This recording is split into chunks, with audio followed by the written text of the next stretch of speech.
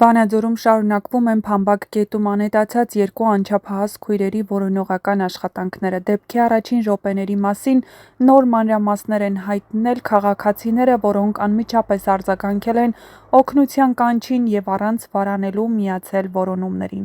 Վանաձորցի Ռոման Յայլոյանը, ով կամավոր մասնակցում է որոնողական աշխատանքներին, News AM-ի հետ զրույցում պատմել է, որ հենց առաջին պահից, երբ տեղեկություն է տարածվել, թե երեխան գետն է ընկել, դեպքի վայրում մեծ խառնաշփոթ է եղել։ Այդ պահին դեռ շտապօգնության աշխատակիցները չէին հասել, իսկ ներկաներից շատերը նույնիսկ չգիտեին, թե ով է երեխայի մայրը և ինչ է իրականում տեղի ունեցել։ Մարդ կար, որ տեսել էր, որ գետի մեջ մի երեխա գոռում էր «Մամա ջան, օգնեք»։ Մենք արագ իջանք գետի կողքերը նայեցինք, փորձեցինք գտնել երեխային, բայց չհաջողվեց, պատմել է նա։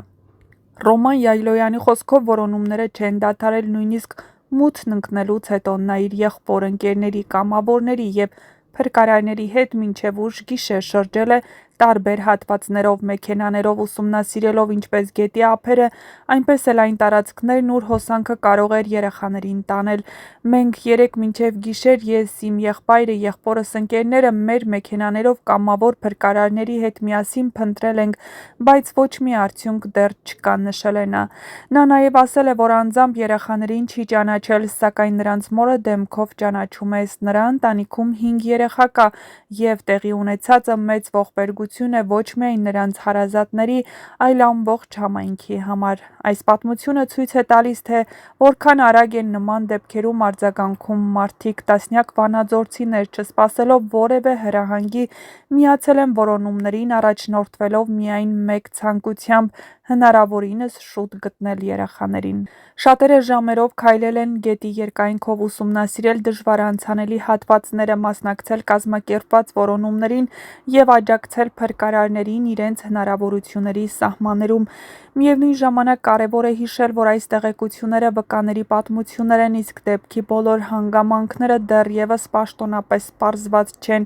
Իրավապահ մարմինները շարունակում են որոնողափրկարարական աշխատանքները և կոչ են անում հանրությանը հետևել միայն պաշտոնական հաղորդագրություններին ու չտարածել չստուգված լուրեր։ Այս ծանր ու տագնապալի օրերին ամբողջ հանրությունը միավորված է մեկ հույսի շուրջ, որ որոնումները կավարտվեն բարի լուրով, և ընտանիքը կստանա այն պատասխանը, որին սպասում է ամեն վայրկյան։ Մինչ այդ հազարավոր մարդիկ շարունակում են աղոթել երկու քույրերի համար և ուժ ու համբերություն մաղթել նրանց ծնողներին, հարազատներին, ինչպես նաև բոլոր նրանց, ովքեր անխոճ շարունակում են որոնումները։ Հիշեցնենք, որ այսօր, հունիսի 16-ին, ՀՀ ներքին գործերի նախարարության փրկարար ծառայության հատուկ նշանակության փրկարարական աշխատանքների իրականացման կենտրոնի մեծ թվով հատուկ փրկարարներն ու ջրասուզակները, պարեկները, ոստիկաններն ու մարզպետարանի աշխատակիցները Փամբակ գետում շարունակում են 7 և 13-ամյա քույրերի որոնողական աշխատանքները։ Շամշենկետ.com-ը դեպքի վայրից հայտնել է, որ այս պահին գետը բավականին վարար է, իսկ մեծ թվով քաղաքացիներ, փրկարարներ, պարեկներ ու համայնքային ոստիկաններ, Լոռու մարզպետարանի և Վանաձորի քաղաքապետարանի աշխատակիցները գետի ողջ երկայնքով գրեթե 40 մետր երկարությամբ շարունակում են որոնողական աշխատանքները։ Դեպքի փաստով ոստիկանության Տարոնի բաժնում փաստաթղթեր են կազմվել, որոնք փոխանցվել են ՀՀ Քննչական կոմիտեի Լոռու մարզային քննչական վարչություն ու արդեն դեպքի վայր են ժամանել վարչության պետ Էդվարդ Կարապետյանը, վարչության պետի տեղակալ Արման Կիրակոսյանը և երկու հատկապես կարևոր գործերով ավագ քննիչներ։ Հիշեցնենք, որ հունիսի 15-ին ժամը 14:45-ին Լոռու մարզային օպերատիվ կառավարման կենտրոն ահազանգ է ստացվել, որ Վանաձոր քաղաքի Առափնյա փողոցում երեխան ընկել է գետը, անհրաժեշտ է փրկարարների օգնությունը։ Ահազանգի հիման վրա դեպքի վայր է մեկնել ներքին գործերի նախարարության փրկարար ծառայության մարզային փրկարարական վարչության հրշեջ փրկարարական ջոկատներից 4 մարտական հաշվարկ։ Ժամերն անցնում են, սակայն հույսը չի մարում։ Փամբակ գետի ափերին հավաքված մարդիկ պատմում են, որ որոնումները վերածվել են ամբողջ քաղաքի ցավի։ Մարդիկ գալիս են տարբեր թաղամասերից, հետաքրքրվում, թե արդյոք որևէ նորություն կա,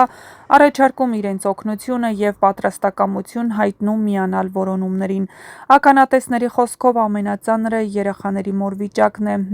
ով արդեն իսկ բազմաթիվ դժվարություններ է հաղթահարել որպես բռնի տեղահանված արցախցի մայր, այժմ ապրում է իր կյանքի ամենասարսափելի փորձությունը։ Յուրաքանչյուր անցնող րոպեն նրա համար հավերժություն է թվում, նրա կողքին են հարազատները, հարևանները, անծանոթ մարդիկ, ովքեր փորձում են սատարել նրան, սակայն նման ցավի առաջ բառերը հաճախ անզոր են լինում։ Վանաձորցիները պատմում են, որ որոնումները շարունակվել են անգամ այն ժամանակ, երբ մթությունն արդեն պատել էր քաղաքը։ Մեքենաների լույսերի ներքո մարդիկ քայլել են գետի երկայնքով, նայել կամուրջների տակ, ստուգել ափամերձ թփուտներն ու դժվարամատչելի հատվածները։ Փրկարարները հերթափոխով շարունակել են իրենց աշխատանքը, օգտագործելով անհրաժեշտ տեխնիկական միջոցները և ուսումնասիրելով